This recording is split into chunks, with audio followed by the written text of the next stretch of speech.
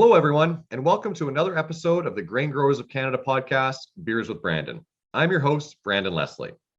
This summer series podcast is brought to you by our presenting sponsor, Beer Canada. Beer Canada is the voice of the people who make our nation's beers, and their members account for 90% of the beer produced in Canada. The sale of beer supports 149,000 Canadian jobs, generates $14 billion in gross domestic product, and $5.7 billion in government tax revenues. Beer Canada has represented Canadian brewers since 1943. October 6th is Canada Beer Day, a day we're celebrating. We need your participation to ensure the Canadian beer industry and the many people and businesses connected to it, including farmers and maltsters, can help build a prosperous Canada in the future. You can find out more information at canadabeerday.ca about how you can get involved. Today is a pretty special episode with somebody I think you'll all have heard of. In fact, he might be our nation's next Prime Minister. Erin O'Toole is the MP for the riding of Durham in Ontario. He was first elected there in 2012, and he's also the current leader of the Conservative Party of Canada. Born in Montreal, Quebec, he grew up as a middle-class kid in Bowmanville, Ontario. He enrolled in the Royal Canadian Air Force when he was 18 and attended the Royal Military College. His time in the RCF took him across Canada, completing basic training in Chilliwack, BC, earning his wings in Winnipeg, Manitoba, and serving out of Halifax, Nova Scotia as a tactical navigator. During that time, Erin participated in search and rescue missions on Sea King helicopters. After 12 years of service, Erin retired from the military and spent the next decade working in the private sector as a corporate lawyer. He's a founding member of the board of directors for the True Patriot Love Foundation, a charity that serves veterans and military families across Canada. He served as parliamentary secretary to the Minister of International Trade before becoming Minister of Veterans Affairs under the Harper government. He then served as the Conservative Shadow Minister of Foreign Affairs for 2 years prior to his initial run for leader. Erin, thanks so much for taking your time out of your busy day to join me for a beer and a discussion about the future of Canadian agriculture. Hey, it's great to be with you, Branden. And long bio, but I'm also a guy that likes beer, so I'm excited to be on this podcast. Absolutely. Well, maybe we'll start there.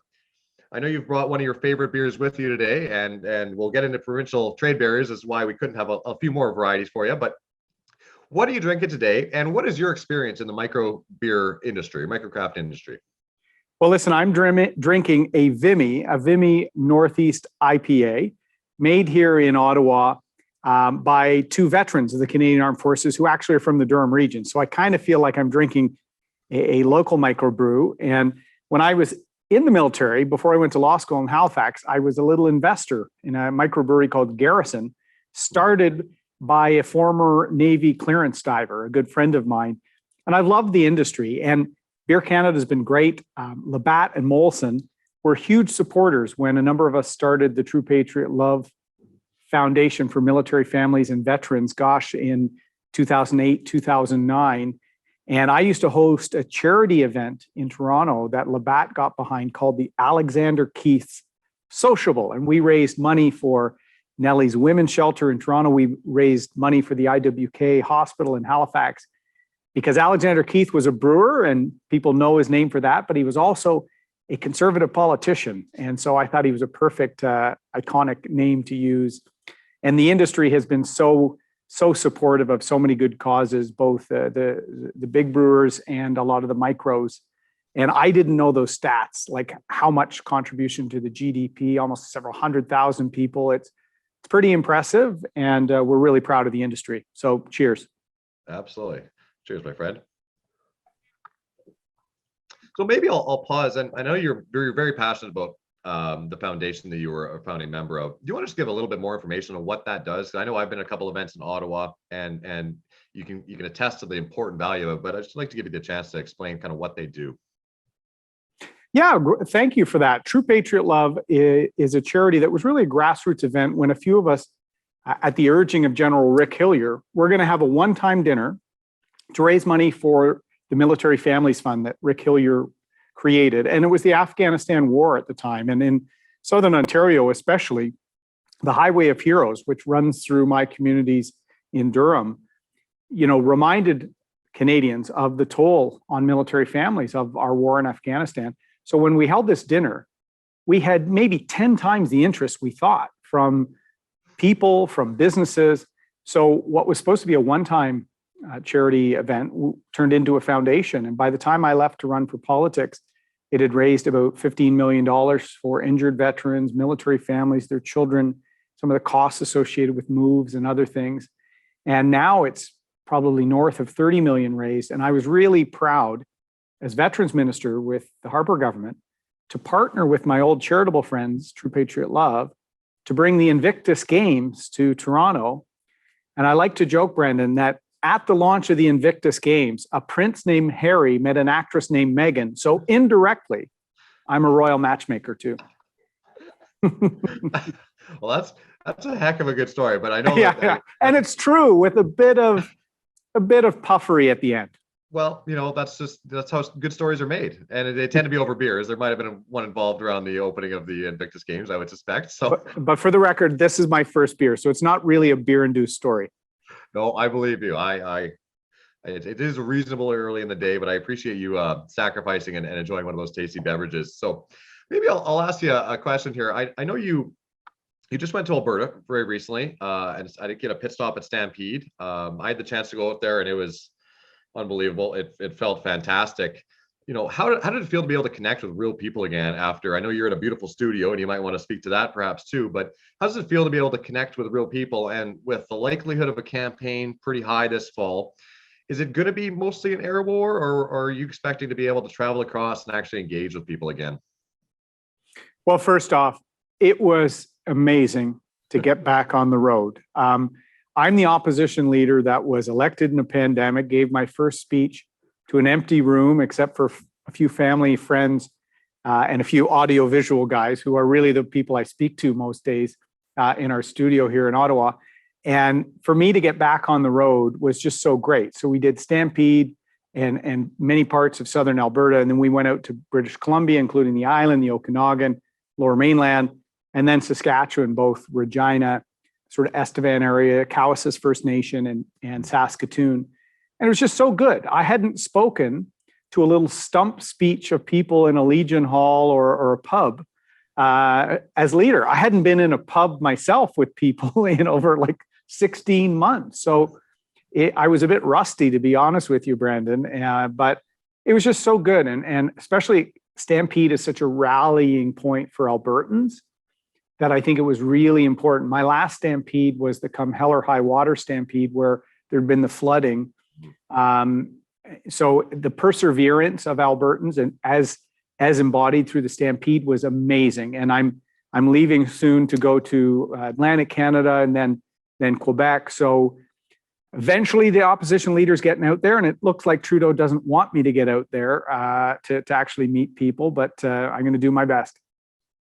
Well, I guess maybe a couple of questions out of that, and I just quickly on Stampede, that was my first time out there, and as a kid from a farm, it's so great to see that passion for agriculture, and it's just represented so well by Stampede. It doesn't matter if it's grain or livestock or anything else, and I just think I was so proud to see that, and I hope it continues. But maybe I don't think you'll know the answer to it, but what are you thinking for an election here? I think you kind of alluded to it, that it might be sooner than we think. Are you? I know you're getting ready. What are you thinking? Well, we're hearing the rumors you're hearing, that he could call it in August for a September vote or slightly later than that. Literally 6 hours after I became leader, maybe 7 hours, we had a meeting at 8:30 in the morning to plan for a potential October election of last year. Then there was talk of an election this spring. We've all thought that Mr. Trudeau wants to use the crisis of COVID as kind of a rally around the flag. We can't change horses in midstream type scenario. But I think Canadians, whenever the election comes, it's not going to be about the past and COVID. Like, people want to look forward. How are we going to dig out of debt? How are we going to get people back to work? We've spent more per capita than most of the G7 nations and have the worst outcomes in terms of employment. So in March, we launched Canada's recovery plan because we want to start being ahead in the economic recovery as opposed to being behind as we were throughout the pandemic. So I'm thinking that, and I do think the campaign, if it's this summer or early fall, will be kind of like a normal campaign with some modifications because the country isn't fully open yet. So we can't do everything as per normal. So we've been using the studio for months. We will be able to use this, but nothing replaces getting out on the ground and connecting with people directly. Well, I hope for all of our sake that, across the country, there's no more waves and we're all able to get together and enjoy and what Alberta's been able to do in Saskatchewan to some extent over the last few weeks here. And I hope that spreads. But I'd like to maybe move into a couple agricultural questions here and maybe start with trade. I know you have a tremendous amount of experience in international trade. And you've also taken a pretty hardline approach to Canada's role on the international stage, and in particular with China. And you're well aware, we still have ongoing market access issues with China, but there's also a number of other countries that we're facing market barriers to, whether or not we have free trade agreements with them or not. And I think as a sector, it's safe to say we've been frustrated by I would say a lack of results. I know government officials are in regular contact with other nations and are putting up the good fight where possible. But at the end of the day, for the grain sector, and I would suggest all sectors, all that really matters is results. So if you win and this next election, whenever it may come, and become prime minister, how would you shift to a results-driven trade agenda? Well, results will be what I want the industry to hold me to account for. And results come not just from increasing exports and stability, but opening new markets as well. The more markets, the more diverse options, the more secure price that farmers can get. And we have seen, particularly with China and their hostile approach to diplomacy, trade, and the detention of the two Michaels, which I think are 960 days in prison now. I look at that in the Globe and Mail and shake my head how their families must be feeling. But we certainly know grain growers, oilseeds have been particularly hit by these disruptions in trade. So what we need to do is show a much more stronger, united approach on Chinese trade practices with the US, the UK, Australia, New Zealand, and our closest allies, the Five Eyes, to counterbalance China's approach on trade, which is to isolate and punish countries that are smaller like Canada. What we also need to do concurrently with that, though, is open new markets. And we've got to solidify the losses in India as a result of Mr. Trudeau's incredibly embarrassing and destructive state trip there. We all remember the photos from that. But the first thing India did was put new tariffs on lentils, for example. And that's a market that Canada had doubled trade in the time of the Harper government. Indonesia, Vietnam, there's exciting new markets. South Korea, I went to Seoul to finalize the first free trade agreement Canada has in Asia, a country we also lost 516 Canadians helping secure the freedom of South Korea in the Korean War. And there's that bond there. So we have to leverage our strengths, our positioning. But I'll tell you, Canadian ag products, grain, oilseeds, beef, pork, everything we produce is well respected. It's sought after. It's best in class. And with growing middle classes in many parts of the world, they want the quality and the assurance of Canadian supply. So we have to negotiate access. Well, we couldn't agree with you more on that, and we have that quality that the world wants, and we're happy to provide it. We'll get into maybe drought conditions and some of the problems this year, but maybe I'll just touch on you mentioned the Five Eyes. I know you've been a strong advocate for Kanzuk. I'm just kind of curious if that's still an evolving position, or kind of what we can expect out of you should you win the election in that regard. Yes, I'm really proud to be associated with Kanzuk. Many people say you started Kanzuk, Erin, and Kanzuk is Canada, Australia, New Zealand, UK. It's the shorthand sometimes diplomats use. It's 4 of the Five Eyes countries. It's our closest Commonwealth allies, same crown, same parliamentary structure, same rule of law. And it was actually kind of an online movement of people in those countries. And I was the first sort of prominent politician to back it. But it is still a major part of what we're advancing, Branden. I've had Ed Fast and then Carrie Lynn Finlay, 2 former ministers, 2 privy councillors, continue to reach out and grow support for the initiative. So there are politicians from multiple parties in many different countries very supportive of countries doing more together on trade, on mobility for our students and some of our workers, more defense cooperation, more intelligence sharing, more united approach with respect to China, advancing our interests and human rights. These are our best friends. We should do more with our best friends. And we should actually hold agencies of the UN where there's corruption or not high standards. We should try and raise all boats. And I think CANZUC is about aspirational foreign policy on a multilateral scale. So I think we're going to deliver it as a government because there's really strong interest in all the countries. Excellent. No, I mean, that's certainly when we see whether it be the WTO or any multilateral institution, we need to coordinate. There's other folks out there that have different interests at heart than we do in our sector, and we need to align ourselves. And that seems like a very good starting point because we already are aligned in many ways. So I mentioned the drought briefly there, and I know you've had the chance to tour around a good chunk of the country here lately, and in particular, Western Canada is facing serious drought conditions, as well as parts of BC and Ontario. It's bad, to put it simply. We're at the point in which even if we got rain, it's not really likely to help the majority of crops at this point. And as you know, our sector and the grain growers in particular have been calling for changes to the suite of business risk management programs since those changes were made back in 2013. And I think there's a real level of concern that we might be in a dry cycle or just increased climate variability that's likely only to worsen. At the end of the day, grain growers, we only want to make money in the free market. We don't want money from government. But the reality is to protect the continuity of the family farm, the food security for Canadians, and food security for folks around the world. Those effective programs to backstop the tremendous risk that farmers take is required. So the next policy framework is set to come into place in 2023. There's discussions ongoing with the government and the provinces right now as to what that might look like. So I'm just kind of curious, should there be an election this fall and you win, will you commit to making meaningful reforms so we have functional business risk management programs at a time I think is pretty critical here because things aren't looking good right now, and there's serious worry of what this means for next year, and putting those programs in place is pretty important to our sector, I'd say. I agree. And yes, we want to make the programs more reflective of the needs today, more bankable for farming families. And ag stability in particular is something that for several years we've just heard isn't meeting the mark. And it was heartbreaking to speak to many farmers, particularly when I was in Saskatchewan at the tail end of my tour. Just, farmers in my own region, Durham, and there's great ag in Ontario, as you know, that actually the largest ag sector because of the size of our province.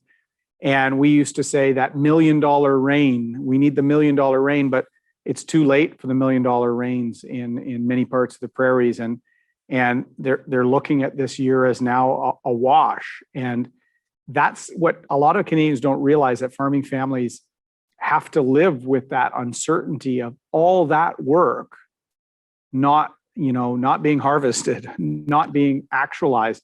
And that's where the federal government has a role to provide consistency through those ups and downs.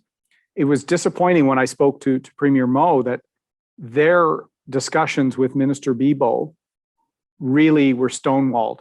And that's frustrating because ag is not only important for our export markets, ag industries are the lead sectors for a lot of our export strategy. It was under Harper. It's also part of our food security issues. And if we've learned anything from COVID, we have to have more self-reliance and capacity as a country, including in food security. That's why the fourth pillar of Canada's recovery plan, the plan I launched in March, is self-reliance, secure our country. That includes capacity for production and modernizing and making sure the ag programs meet the needs of farming families today, particularly ag stability. I can appreciate that, Erin, and most folks listening will understand that, but the stress is overwhelming. You're watching your crops literally just bake like they're in an oven, right? Like it is a difficult thing to comprehend, and especially faced with, as you mentioned, some of the protectionist wave that we're seeing out of other countries here. It's collectively a worrying position, but farmers are amongst the most optimistic people that are out there, and they will always continue to battle through. But maybe sticking with the agricultural framework policy.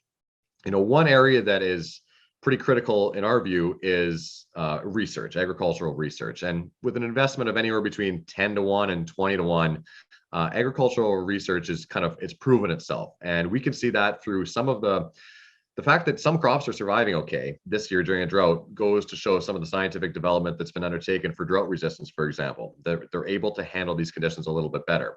And we view as part of the post-pandemic economic recovery, natural resources writ large, but certainly our sector, we've kept our heads down during the pandemic and forged ahead, and we will continue to.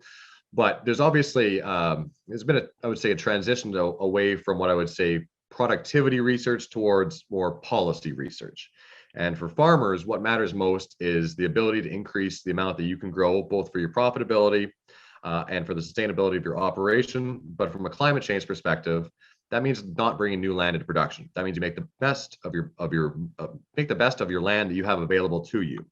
So I guess, big picture question again here is should you win the next election as we move towards this agricultural framework renewal for 2023, can we count on your government, or if you win, to make sure that research is not only sustained, but ideally enhanced? I know there's battles over provinces and feds, there's a shortage of money available, but we really feel that this is a critical area for us. So I'd just like to hear your thoughts on it.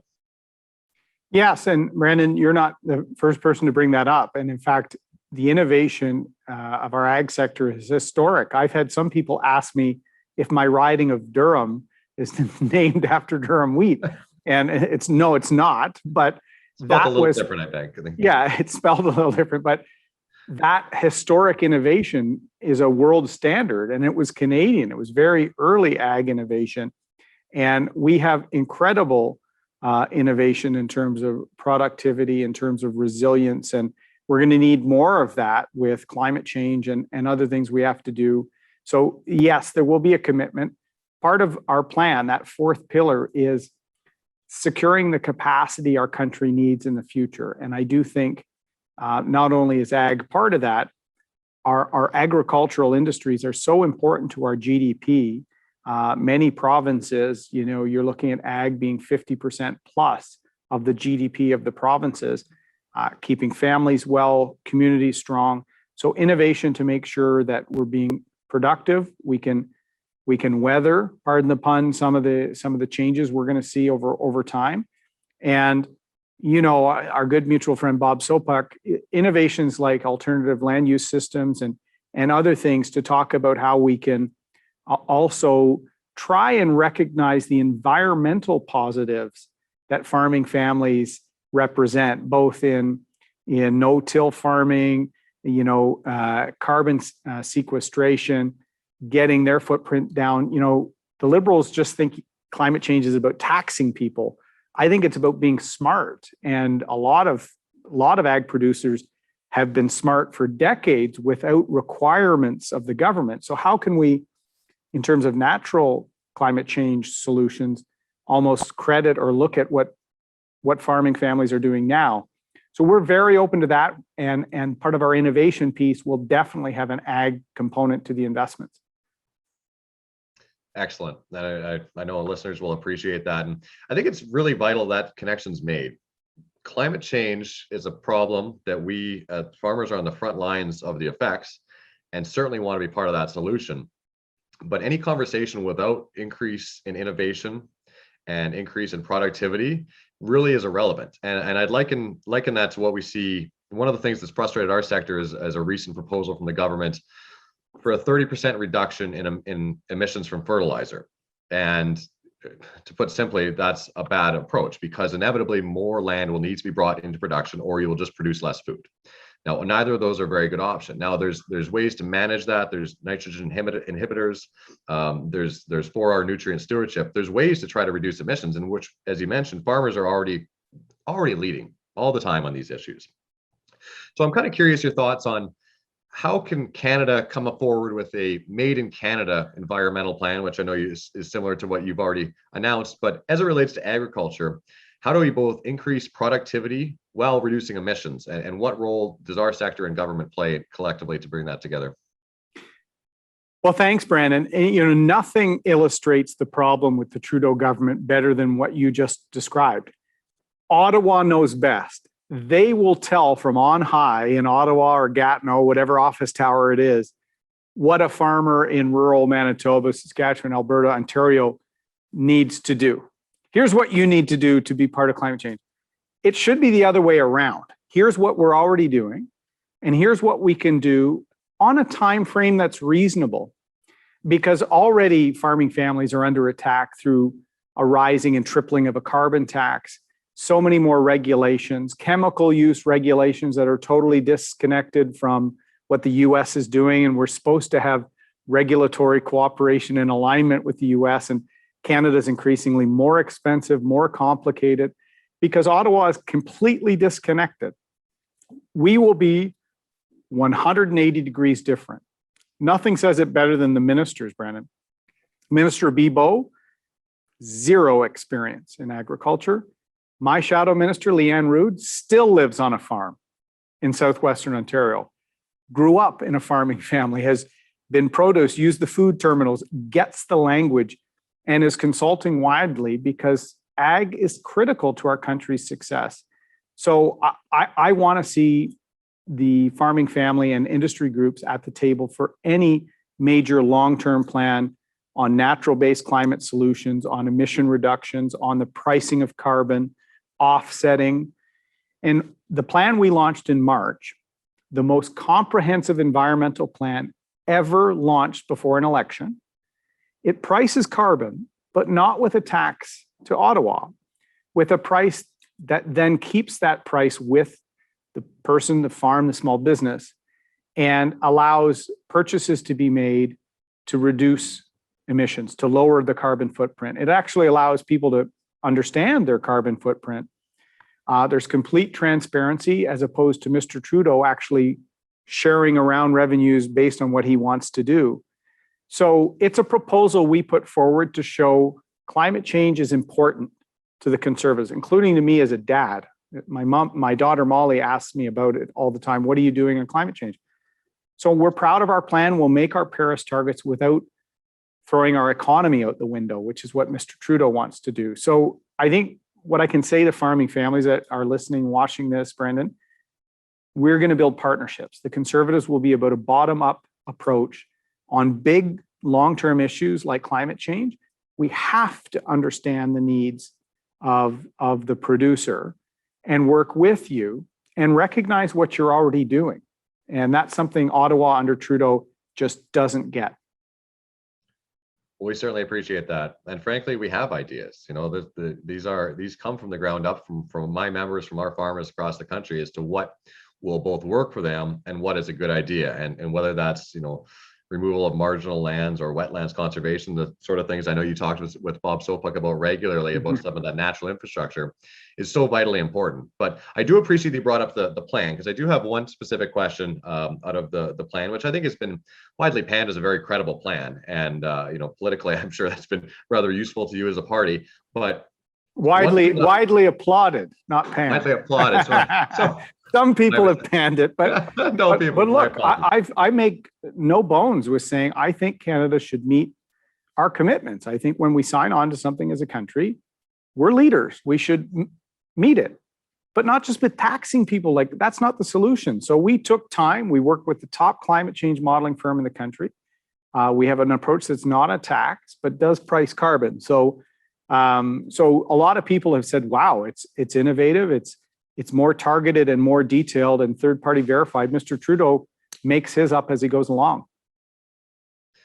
Well, I appreciate that. I mean, from our perspective, you know how farmers feel about the carbon tax. But there is one question I have for you that I haven't seen out of that plan or haven't seen out of other conversations, and maybe it's been out there. But broadly speaking, will farmers be exempt from on-farm use of fuels from your proposed price? So, great question. The first thing to remember with our plan is this is a proposal we're putting to the provinces that is an alternative to Mr. Trudeau's backstop, which, remember, he's tripling the price of carbon. Ours will be a lot lower. And it's an alternative to a made in Saskatchewan, made in Alberta, made in Manitoba plan. What I want to do is to make sure we meet our emissions targets with as minimal disruptions on producers, farming operators, or large emitters in the energy sector, for example. So we'll want to work collaboratively as much as possible, but meet our targets. So with the low carbon savings account, a farming operation that would pay a price on carbon, 1/3 the price of Trudeau, would actually keep that money and then make purchase decisions on lowering their emissions.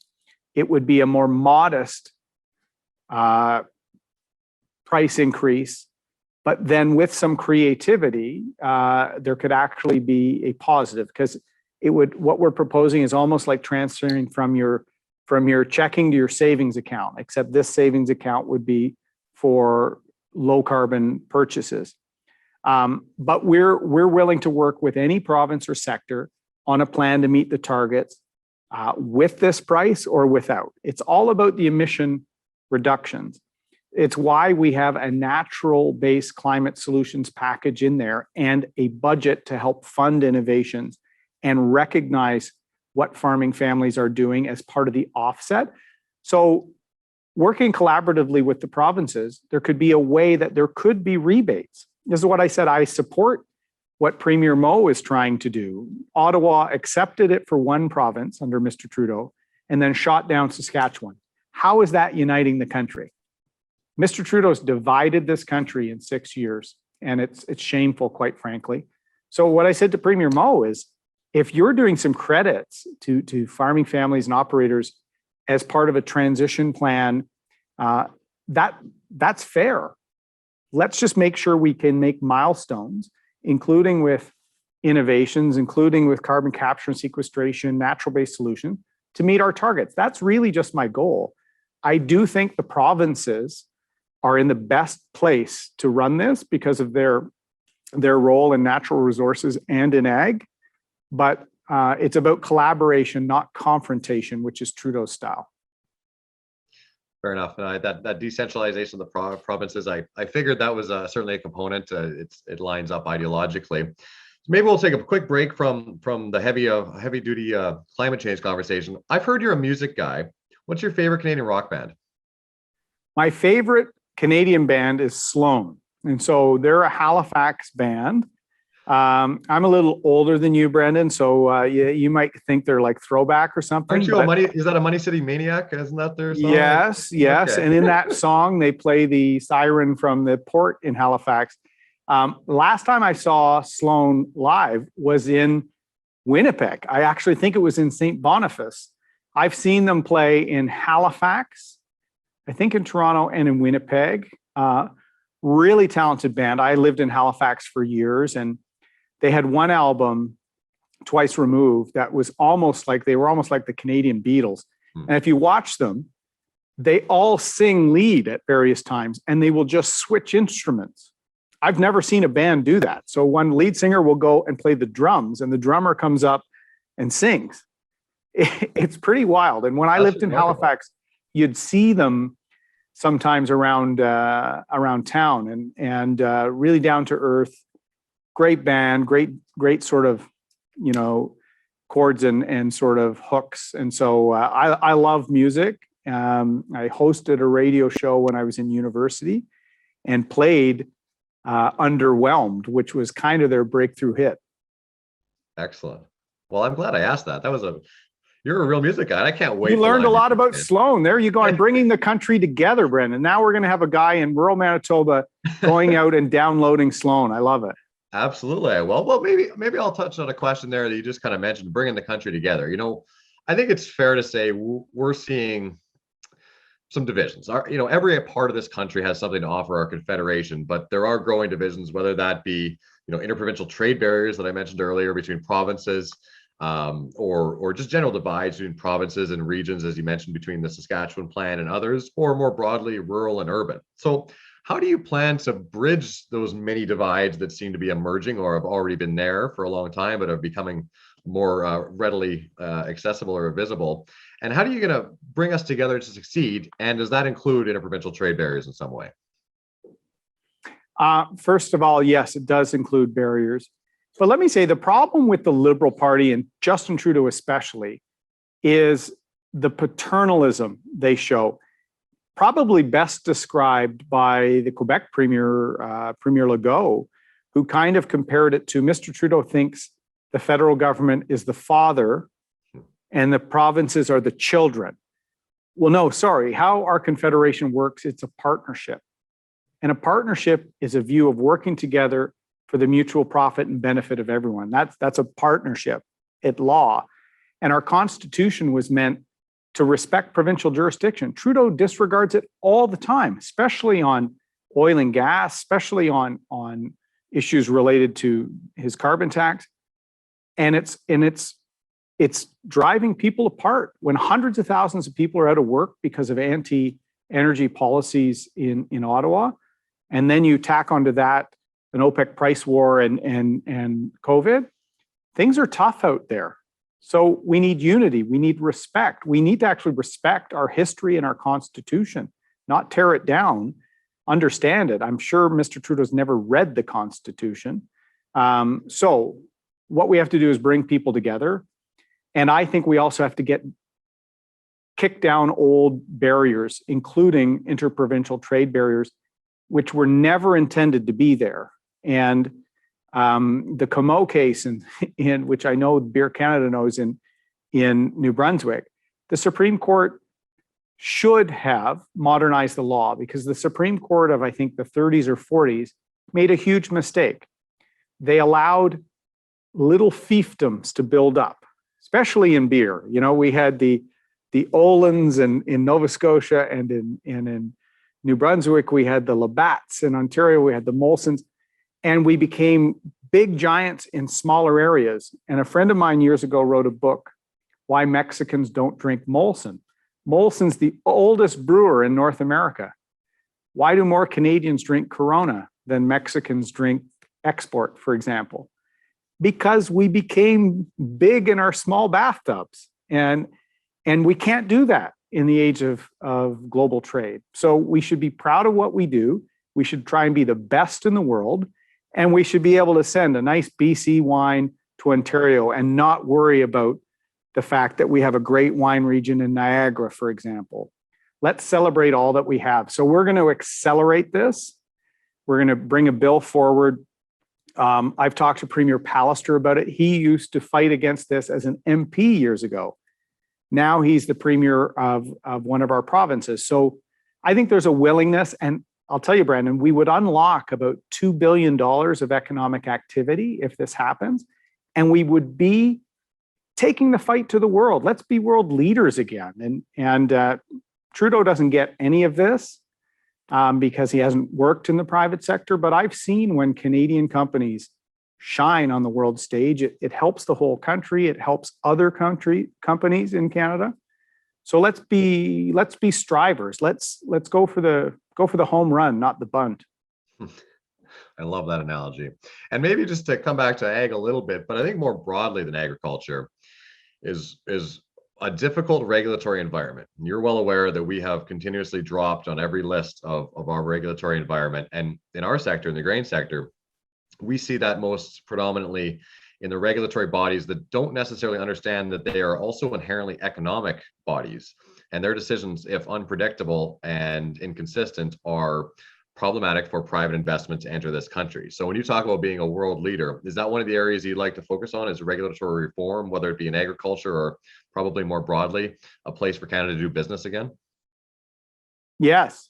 I've said, in fact, in an earlier call here today, in this very studio, I said, I want Canada to be the top destination in the world for talent and investment. And that includes innovation investment. And I'll tell you, the world would love to invest more in Canada if we were seen as a place of certainty and things getting done. They know we have one of the most highly trained, highly educated workforces in the world. They know we're a safe, liberal democracy where people have freedoms. Doesn't matter if you've lived here 3 weeks or 3 generations. We're an amazing country. And, I want to build up the country, not tear it down and apologize for it. Let's fix where we've fallen short and let's be proud of the country. And I think things that we produce here, we should really aggressively sell and promote around the world, from our ag products right through to energy.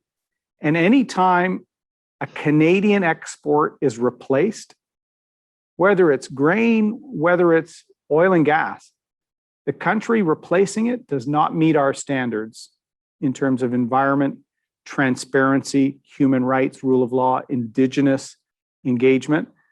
So why don't we market that? In an age of what's called ESG, environmental social governance, we should be the ESG superpower in ag, in resources, in advanced manufacturing, in aerospace. That will be our approach. Let's grow our ambition as a country, and government bureaucracy and layers and layers and layers of red tape drive away investment. And so my private sector background is like when I was Minister of Veterans Affairs. If there's not a reason for something, if things are being slowed down in the case of veterans, benefits getting to a family that needed it, I would kick down those doors because we need to get things done. And the old way of doing things from the 80s and 90s, which is just what the Liberals perpetuate here in Ottawa, it's time for a change. I know we're running tight on time here, so I'd like to just wrap up with a couple of quick questions. One being legislative changes to the Canadian Grain Act. We have seen time and time again attempts, but never really get that across the finish line. The current government has undertaken a process of consultation, which we fed into, and we're expecting a what we heard report. We don't want to stop there, though, and regardless of who's in government, we need legislative reform. So I'm just wondering if in the first year or two, if you win government, can we count on you to actually bring forward legislation on that and the Canada Grain Act? Certainly, we'll work with the priorities of each sector.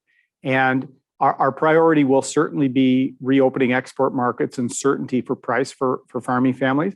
But the priorities of the industry in terms of what you're investing, what's good for families, including some of the bankability of programs, those will be our top priorities. So we look to partner. And we do have to call last question. Sure. Yeah, I'm running out of time, Branden, and beer. Absolutely. So one last one. I have an important question for you then.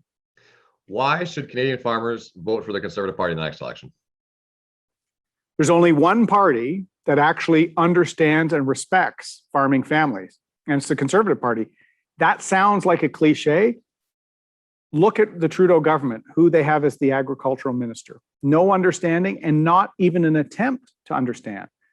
The NDP was supporting the illegal rail blockades that took place before COVID-19. Who do you think that hurts? Anybody exporting. You know, how do blockades, how does supporting something called Shut Down Canada help Canada?